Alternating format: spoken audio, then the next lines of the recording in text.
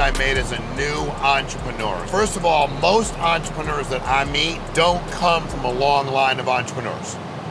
It's weird, right? A lot of times you find people that didn't have anything, watched mom and dad, grandma, grandpa, aunt, and uncle bust their ass to support them, and said, I respect the hell out of you for doing that, but there's a better way that will allow us to have control and I'll make my own money. The mistakes I made early on. Number one, I didn't understand the power of investing back in my business and myself. I had some trepidation. I made decisions like I was an employee. So business would start building, I'd start making money, and everybody that I watched that was unsuccessful did the same crap I was doing, but I copied it. And then I finally found a guy and I said, hey man, you have done better than everybody else I know. Can you tell me one thing you've done that these other guys haven't done? You've been an entrepreneur for as long as I've known you. He's probably 30 years older than me. And he said, I invested everything back in my business. I wasn't profitable for 4 years. He said, but I paid my bills, did what I had to do. But after 4 years, it grew exponentially. I outspent, I out-invested. He said, it's like I had a store and I had everything. So you drive down the street and all these stores had like no food, no soda, the gas didn't work half the time, no washer fluid. I had everything. And while I put a lot into my inventory, I was gonna win. These guys would go out of business, and that's what happened. It took me years to understand that concept. The last company I built and ran, for 4 years, I poured every dollar into it. If 400 grand came in a week, 399,000 went back into it. That's how we built it so fast. Number two is I didn't make a decision early enough to limit all of my contact. I had to move on not only from the people I talked to, but the people that I employed when I really wasn't successful. I had to find real adults that were real focused on working their asses off, had a good mindset, and saw what I was trying to build. So before, I think I always wanted to build something massive, but the people around me were like mini anchors. They kept dragging me down and dragging me down and dragging me down. And I didn't notice it, but they weren't bought in the way I was. So I started going like, hey, tonight we'll do a meeting at whatever time, say it was 6 o'clock. It wasn't mandatory, but I found the people that were bought into the mission. I wanted to be on a crusade. When you're an entrepreneur, especially when you're newer, you need to be on a crusade.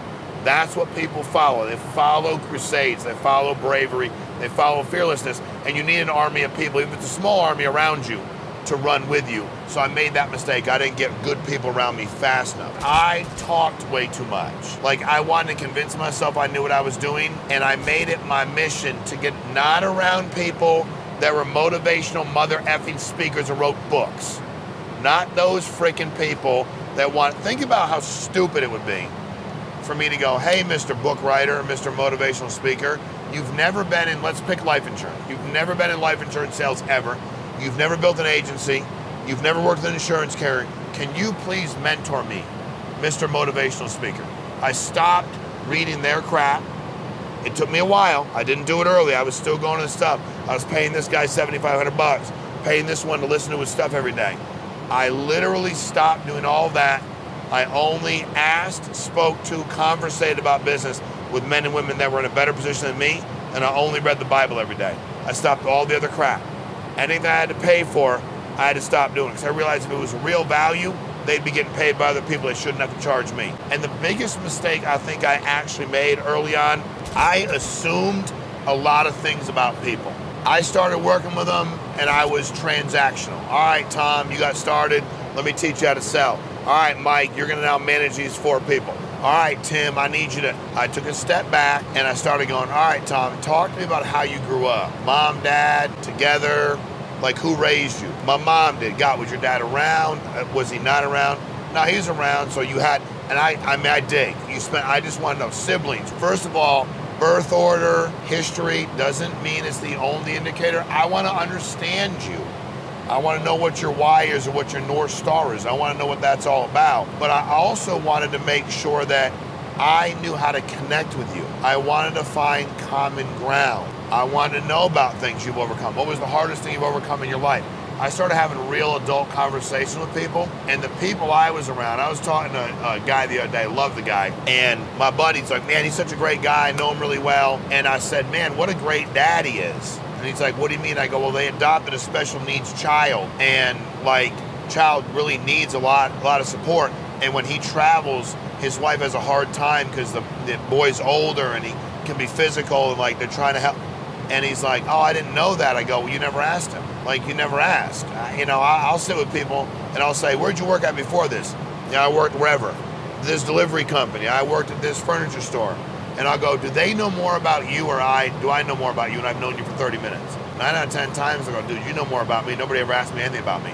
People love to talk about themselves. And they should, by the way. And you should love to learn about them. That's the intriguing part about being a successful entrepreneur.